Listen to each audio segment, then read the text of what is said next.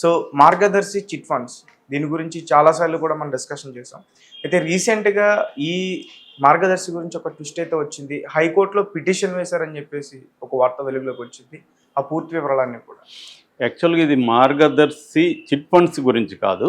అంటే మార్గదర్శి సంబంధించిన 2 రకాల కేసులు ఉన్నాయి. ఒకటేమో మార్గదర్శి చిట్ ఫండ్స్ తోటి, అదేమో ఆంధ్రప్రదేశ్ గవర్నమెంట్ దాని మీద పోరాడుతుంది. రెండవదేమో మార్గదర్శి ఫైనాన్సియర్స్. సో ఈ మార్గదర్శి ఫైనాన్స్ ప్రైవేట్ లిమిటెడ్ ఏదైతే ఉందో దాని మీద ఇప్పుడు సుప్రీంకోర్టులో కొత్తగా ఒక తీర్పు లేదా ఆదేశాలు వచ్చాయి. ఆ విషయాలు మనం మాట్లాడుకుందాం. మార్గదర్శి చిట్ ఫండ్కి దీనికి సంబంధం లేదు. సో ఈ మార్గదర్శి ఫైనాన్స్ లిమిటెడ్ ప్రైవేట్ లిమిటెడ్కి సంబంధించి ఏంటంటే 2006లో ఉండవల్లి దీని మీద కేసేసాడు. అప్పట్లో ఉండవల్లి ఎందుకు వేసాడంటే వైఎస్ రాజశేఖర రెడ్డి ఆ 2 పత్రికలని మాట్లాడేవాడు అసెంబ్లీలో, ముఖ్యంగా ఈనాడు, ఆంధ్రజ్యోతిని ఆయన టార్గెట్ చేశాడు. అందువల్ల ఈనాడుని దెబ్బతీయడానికి ఏమి లొసుగులు ఉన్నాయి అని వెతికి ఈయనకి అప్పగించారు ఉండవల్లికి. అందులో వాళ్ళకి ప్రధానంగా కనబడింది ఏంటంటే మార్గదర్శి ఫైనాన్స్ సంబంధించి వాళ్ళు రిజిస్టర్ అయిన కంపెనీ పేరు అది అన్డివైడెడ్ ఫ్యామిలీ సంబంధించిన, అంటే ఇది వచ్చి ఇండియన్ రిజర్వ్ బ్యాంక్ చట్టానికి వ్యతిరేకంగా వీళ్ళు చేశారు. అంటే అన్డివైడెడ్ అంటే అవిభాజ్య కుటుంబ కంపెనీ. అది అవిభాజ్య కుటుంబ కంపెనీలు ఏం చేయాలంటే వాళ్ళ ఎక్స్టెండెడ్ ఫ్యామిలీస్ నుంచి మాత్రమే డిపాజిట్స్ కలెక్ట్ చేయాలి తప్ప పబ్లిక్ నుంచి డిపాజిట్స్ కలెక్ట్ చేయకూడదు. ఇది ఆర్బీఐ చట్టం అనేది చెబుతుందన్నమాట. సో ఈ ఆర్బీఐ చట్టం కింద ఇది నేరం. సో వీళ్ళు ఆ లొసుగుని కనిపెట్టి దీన్ని కోర్టులో వేశారు. దాని తర్వాత మార్గదర్శి కూడా దానికి సంబంధించిన రిప్లై ఇచ్చింది. అది అప్పటి నుంచి కోర్టులో నడుస్తుంది. ఫైనల్గా 2018 డిసెంబర్ 31న ఉమ్మడి హైకోర్టు లాస్ట్ ఫంక్షనింగ్ డే ఆ రోజు ఈ కేసును కొట్టేశారు. ఇది క్రిమినల్ కేసు. ఈ కేసును కంప్లీట్గా కొట్టేశారు. ఉండవల్లికి కూడా చెప్పలేదు. సో ఉండవల్లి తర్వాత ఎవరో ఒక అడ్వకేట్తో మాట్లాడుతున్నప్పుడు ఆ అడ్వకేట్ ఉండవల్లికి చెప్పాడు ఇలాగా కేసు కొట్టేశారని. దాంతో ఆయన షాక్ అయ్యారు. సో షాక్ అయ్యి ఆయన ఏం చేశారు, వదలకుండా మళ్ళీ సుప్రీంకోర్టుకి దీని మీద వెళ్ళారు. సుప్రీంకోర్టుకి వెళ్ళినప్పుడు ఈ లోపల ఆయన వెళ్ళింది ఇప్పుడు 2018లో. ఈ లోపల 2019లో కొత్త గవర్నమెంట్ వచ్చింది, జగన్ గవర్నమెంట్. ఆయన జగన్ని ఏమీ అడగలేదు, కానీ జగనే 2022లో దీంట్లో ఇంప్లీడ్ అయ్యాడు సుప్రీంకోర్టులో. సో తను కూడా ఇంప్లీడ్ అవడంతో ఉండవల్లి కొంత బలం పెరిగింది. సో జగన్ కూడా వాళ్ళ నాన్న ఏదైతే చేయలేకపోయాడో దాన్ని తను చేయాలని డిసైడ్ అయ్యి తను కొంత అడ్వకేట్స్ని పెట్టి సుప్రీంకోర్టులో ఉండవల్లికి అండగా నిలబడ్డాడు. అందుకనే ఉండవల్లి నేను కనీసం ఒక 6 నెలల పాటు జగన్ విమర్శించను, ఎందుకంటే ఈ విషయంలో జగన్ నాకు ఇది చేశాడు అనేది ఉండవల్లి ఇది చేస్తున్నాడు.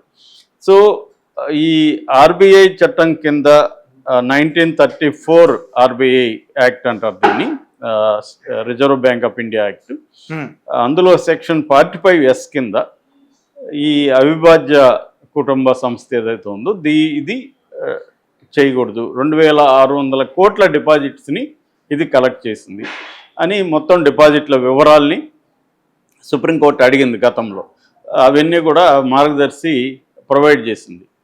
2600 మంది అంది. తర్వాత 2600 మంది ఉన్నప్పుడే ఇంకొక 2000 కోట్లు, మొత్తం 4600 కోట్లు కలెక్ట్ చేసిందని చెబుతున్నారు. అయితే ఎప్పుడైతే సుప్రీంకోర్టులో ఇవన్నీ అడిగిందో దాంతో ఈ డిపాజిట్లు వెనక్కి ఇచ్చేశారనేది కూడా మళ్ళీ ఒక అఫిడవిట్ ఈనాడు మార్గదర్శి గ్రూపు సుప్రీంకోర్టులో వేసింది. అయితే ఉండవల్లి ఆర్గ్యుమెంట్ ఏంటంటే వెనక్కి ఇచ్చారా లేదనేది ఇంపార్టెంట్ కాదు, అసలు ఇది కలెక్ట్ చేయడం రాంగా కాదా, చట్ట ఉల్లంఘన జరిగిందా లేదా, ఒక కంపెనీ చట్ట ఉల్లంఘన చేసినప్పుడు దాని మీద చర్య తీసుకోవాలా లేదా, మన రామోజీకి ఒక న్యాయం వేరే వాళ్ళకి ఒక న్యాయమా. సో ఎప్పుడు అఫిడవిట్ వేసినా సుప్రీంకోర్టులో కానీ ఏ కోర్టులో కానీ ఓన్లీ మార్గదర్శి గురించి మాత్రమే మాట్లాడరు. అఫిడవిట్లో రామోజీ గొప్పతనం ఏంటి, ఆయనకి ఈనాడు పేపర్ ఉంది, ఇంకోటి ఉంది, అవన్నీ కూడా చెప్తారు. అంటే జడ్జిలను కూడా కొంత భయపెట్టే కార్యక్రమం ఆ, ఈనాడు గ్రూపు రామోజీరావు చేస్తున్నాడని ఆయన పదే పదే మాట్లాడుతూ వచ్చారు. సో అలాగే 2006 నుంచి ఇప్పుడెంత 2024 అంటే ఇంకొక 2 ఏళ్ళు ఉంటే 20 ఏళ్ళు అయిపోయింది ఈ కేసు. సో 20 ఏళ్ళుగా ఈ కేసు అతిగతి లేదు. ఇప్పుడు సుప్రీంకోర్టు నిన్న రామోజీరావుకు ఒక షాక్ ఇచ్చిందనే చెప్పాలి. ఎందుకంటే దీన్ని కంప్లీట్గా విచారించండి, ఇంకా ఎవరికైనా డిపాజిట్లకి డబ్బులు ఇవ్వాలా లేదా తేల్చండి, ఒక జడ్జి ప్రత్యేకంగా ఒక జడ్జి చేత దీన్ని విచారణ జరిపించండి. దీన్ని ఆంధ్రప్రదేశ్ గవర్నమెంటు, తర్వాత తెలంగాణ గవర్నమెంటు, తర్వాత ఉండవల్లి, తర్వాత ఆర్బీఐ, ఈ 4 రకాల సంస్థలు కావచ్చు, వ్యక్తులు కావచ్చు, వీళ్ళు కూడా దీని మీద ఫాలోఅప్ చేయండి, ఆ జడ్జికి సహకరించండి అనేది కూడా చెప్పారు. ఇప్పటివరకు ఏంటంటే రామోజీరావు గారు ఇక్కడ కేసీఆర్ని మేనేజ్ చేసుకున్నారు కాబట్టి ఇక్కడ తెలంగాణ గవర్నమెంట్ దీని గురించి పట్టించుకోలేదు. నిజానికి వీళ్ళ హెడ్ క్వార్టర్స్ అంతా తెలంగాణలోనే ఉన్నాయి, కానీ వీళ్ళేం పట్టించుకోలేదు. ఇప్పుడు మరి రేవంత్ రెడ్డి గవర్నమెంట్ పట్టించుకోక తప్పదు, ఎందుకంటే సుప్రీంకోర్టు ఆదేశించింది. సుప్రీంకోర్టు ఆదేశించడం వల్ల రేవంత్ రెడ్డి గవర్నమెంట్ కూడా పట్టించుకోవాల్సి వస్తుంది, అడిగిన రికార్డ్స్ అవన్నీ కూడా ఇవ్వాల్సి వస్తుంది. అట్లాగే ఇట్లా జగన్ ఎలాగూ యాంటీగా ఉంటాడు కాబట్టి జగన్ దీంట్లో ఇచ్చేస్తాడు. సో ఇది ఇప్పుడు ఇచ్చిన తీర్పు. దీనికి మళ్ళీ డెడ్ లైన్ పెట్టింది, 20 ఏళ్ళు అయిపోయింది ఇప్పటికే దాదాపుగా, కాబట్టి 6 నెలలు మాత్రమే టైం పెట్టింది. 6 నెలల లోపల దీన్ని తేల్చాలి, నిజంగా ఆక్రమణలు జరిగాయా లేదా అని. ఇప్పుడు మేము మెరిట్స్ లేక మేము వెళ్ళట్లేదని సుప్రీంకోర్టు చెప్పింది. ఎప్పుడైనా సుప్రీంకోర్టు మెరిట్స్ లేక వెళ్ళవు, ఎందుకంటే కింది కోర్టులు ఏ కోర్టు అయితే దీన్ని ట్రయల్ కోర్టు అంటారు, ట్రయల్ కోర్టే మెరిట్ లేక వెళ్ళాలి. సో ట్రయల్ కోర్టు హైకోర్టు ఇప్పుడు తెలంగాణ హైకోర్టుకి దీన్ని అప్పగించింది, మీరు దీన్ని తేల్చండి, దీన్ని 6 నెలల్లో తేల్చండి అనేది చెప్పింది. తర్వాత ఉండవల్లికి కూడా ఏం చెప్పిందంటే మీరు పదే పదే ప్రెస్ మీట్లు పెట్టద్దు అని చెప్పింది. ఎందుకంటే మార్గదర్శి గ్రూపు సుప్రీంకోర్టులో మా మీద పదే పదే ఆయన ప్రజల్లోకి తీసుకెళ్ళి మా మార్గదర్శి మీద బ్యాడ్ ఒపీనియన్ వచ్చే విధంగా చేస్తున్నాడు అని కొన్ని పేపర్ కటింగ్స్ కావచ్చు, వీడియోస్ కావచ్చు, అవి కూడా సబ్మిట్ చేశారు. దానివల్ల ఆయనకు కూడా ఏంటంటే మీరు మీడియాతో మాట్లాడుకుని ఉంటేనే బెటర్ అని ఒక సజెస్ట్ చేసింది. సో ఇది మేము దీంట్లో అక్రమాలు జరిగాయని కానీ ఇంకోటి కానీ మేమైతే కామెంట్ చేయలేము. దీన్ని హైకోర్టుకి మేము వదిలేస్తున్నాం. హైకోర్టు అయితే 6 నెలల లోపల దీన్ని తేల్చాలి. రిజర్వ్ బ్యాంక్ ఆఫ్ ఇండియా కూడా దీంట్లో ఇన్వాల్వ్ అవ్వాలి. ఎందుకంటే గతంలో రిజర్వ్ బ్యాంక్ ఆఫ్ ఇండియా కూడా సుప్రీంకోర్టుకి ఏం చెప్పిందంటే దీంట్లో మా చట్టం ప్రకారం ఉల్లంఘన అయితే జరిగింది, డిపాజిట్లు అయితే కలెక్ట్ చేయకూడదు ఇది అనేది చెప్పిందనమాట. అంటే ఉమ్మడి అవిభాజ్య ఉమ్మడి కుటుంబ సంస్థ కాబట్టి, హిందూ అన్డివైడెడ్ ఫ్యామిలీ సంస్థ కంపెనీ కాబట్టి ఇది పబ్లిక్ నుంచి డిపాజిట్స్ కలెక్ట్ చేయకూడదు. అంటే ఇక్కడ మేజర్ ఏంటంటే రామోజీ గ్రూప్కి అనేక కంపెనీలు ఉన్నాయి, వాటికి అన్నిటికీ ఫండ్ ఈ డిపాజిట్ల నుంచే వస్తుంది. వీళ్ళు 4600 కోట్లు అంటే మాటల విషయం కాదు, చిన్న విషయం కాదు. సో దాంట్లో నుంచి వస్తుంది, కానీ అది అక్రమం కలెక్టే చేయకూడదు అనేది. అంటే రామోజీరావు ఏమో ఒకసారి డిపాజిట్ ఇదని, ఒకసారి అన్డివైడెడ్ కాదని ఇలా మాట్లాడుతున్నాడు అనేది ఉండవల్లి అనేక సార్లు చెప్పారు.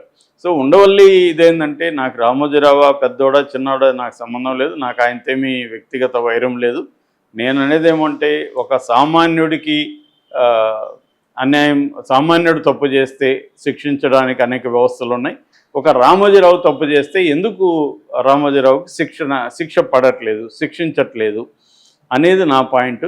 సో బలవంతుడు ఈ న్యాయ వ్యవస్థను ఉపయోగించుకొని తప్పించుకోగలుగుతున్నాడు, పేదవాడు తప్పించుకోలేకపోతున్నాడు అన్న పాయింట్ని నేను తీసుకెళ్ళదలుచుకున్నాను. సో అందుకనే నేను ఈ ఫైట్ చేస్తున్నాను అనేది ఆయన చెప్పారు. ఒక రకంగా ఆయన సక్సెస్ అని చెప్పొచ్చు, జగన్ కూడా ఈ విషయంలో సక్సెస్ అని చెప్పొచ్చు, ఎందుకంటే వాళ్ళిద్దరు కూడా ఈ కేసులో ఇన్వాల్వ్ అయినారు కాబట్టి.